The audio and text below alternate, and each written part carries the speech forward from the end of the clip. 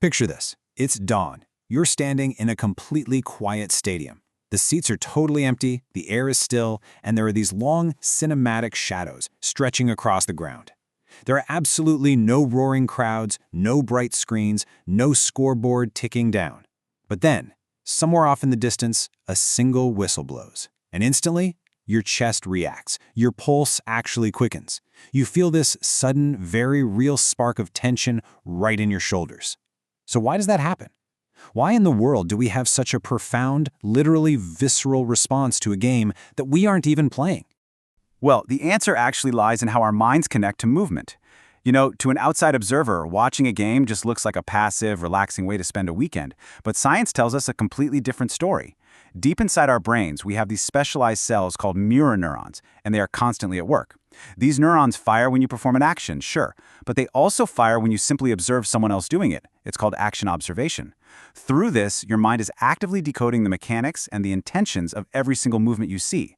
So your body literally feels the physical effort and the tension of the competition, even if you have never set a single foot on the grass. Now, what's really interesting about this slide is how those mirror neurons trigger this massive cascade of subconscious physical responses.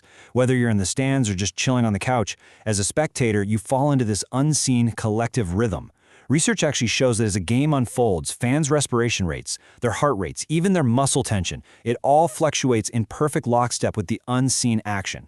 And on top of that, a powerful surge of emotion starts to shift our internal chemistry, promoting this incredibly deep sense of unity and sending little surges of reward right through our neural pathways. So we aren't just sitting still. Biologically speaking, we are literally physically syncing up with the rhythm of the event. But this biological echo, it very quickly translates into something deeply psychological. We develop what researchers call a social identity. Basically, this is the process of deriving your sense of self-concept and your emotional significance just through your membership in a social group. As humans, we naturally divide the world into groups to help us navigate it, right? And by categorizing ourselves as part of a specific team, we find a sense of self-certainty. The team's journey, their struggles, their massive triumphs, they seamlessly connect to our own deepest sense of self. It completely stops being about an object moving across a field, and it starts being about who we fundamentally are.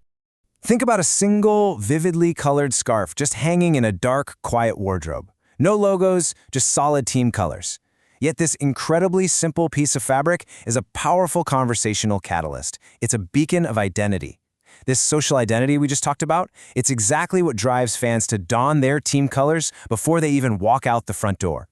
Wearing these colors allows us to step right into an experience of reflected glory. We associate so intimately with the team's success that we actually use it to establish our own positive distinctiveness in the world. Their victory literally feels like our own personal validation. In psychology, there's actually a name for this. It's known as burging, or basking in reflected glory. And honestly, it's a brilliantly efficient way to borrow a slice of someone else's triumph. The win is partly yours simply because you're in the tribe. I mean, think about it. You didn't put in the grueling hours of early morning training, right? You didn't take the physical hits out on the field. Yet when your team wins, the emotional high you experience is identical to achieving a massive personal victory. Ultimately, it's just a highly effective way to boost our own self-esteem simply by aligning ourselves with the success of the broader group. And this brilliantly illustrates how that psychological alignment goes so deep that it literally changes the way we speak. When our team succeeds, our language subconsciously shifts. Just listen to any fan after a big victory. They never say, "Wow, the team played really well today." No, they say, "We won." And that is definitely not an accident. Through what psychologists call identity fusion, the boundaries between our own personal identity and the group's identity become highly permeable. We merge our identity completely with the winner, fully internalizing their success as our own.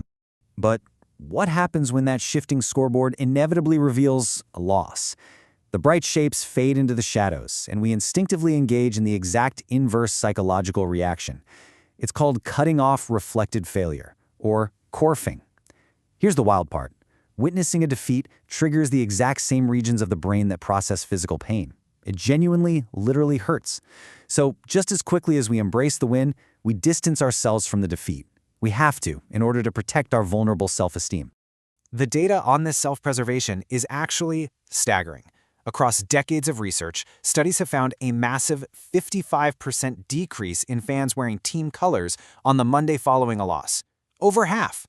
To protect our self-worth and to distance ourselves from the sheer pain of defeat, our language strictly shifts from we back to they. Suddenly it's they lost, or man, they played terribly. We psychologically detach to cushion the blow.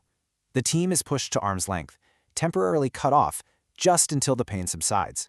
Yet despite that inevitable heartbreak and the real emotional toll of defeat, we always return, season after season.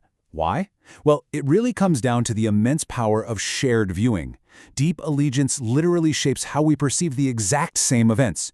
Two fans looking at the exact same field will see a completely different reality entirely depending on the flag they fly. This shared allegiance taps into ancient coalitional psychology. It binds us incredibly tightly to those who see the world exactly the way we do, providing a profound, deep-seated sense of security. Let's move to and see how this builds, because ultimately sports are powerful because they provide a shared language. It's a rare opportunity to engage with each other without needing a single spoken word. The collective emotion during these shared viewing moments, the synchronized tension, the shared agony of a near miss, the absolute explosive ecstasy of a win, it binds people together. These relational ties are forged in the fires of high stress, and they can turn complete strangers into a unified front. It's basically a healthy, structured outlet for our deepest, most human instinct to connect. So the crucial point is that being a fan isn't just about riding those unpredictable highs and lows, it's about deeply embedded rituals. Picture the warm, steady glow of amber sound waves radiating from an old radio every single weekend. These fan rituals provide vital structure, routine, and a real sense of rhythm to our weeks. In a world that is just full of unpredictable uncertainties and daily stressors, having this routine helps us meet our most basic psychological needs.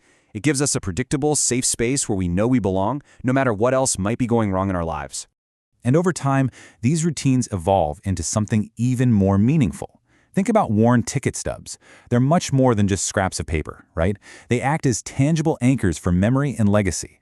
The game transforms into a living symbol of lifelong friendships and intergenerational family history. We inherit our allegiances from our parents, and then we pass them down to our kids. It becomes a way to leave a lasting mark, a shared, continuous narrative that endures long, long after the final whistle blows. And this shared history, it seamlessly connects to the physical environment right around us. Look at how sports act as a powerful spatial anchor for civic pride and local belonging. It can take a sprawling, completely anonymous map of streets and neighborhoods and turn it into a cohesive community hub.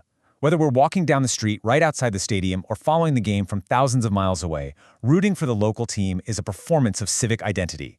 It tells the world, and honestly it reminds ourselves, exactly where our home is. Which brings us right back to where we started, that quiet dawn stadium.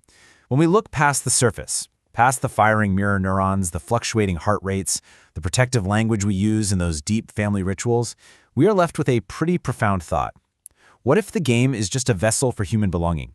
Ultimately, the real reason sports feel so intensely personal when we aren't playing is that spectating isn't actually about the sport at all. It is a deeply human, deeply universal pursuit of community.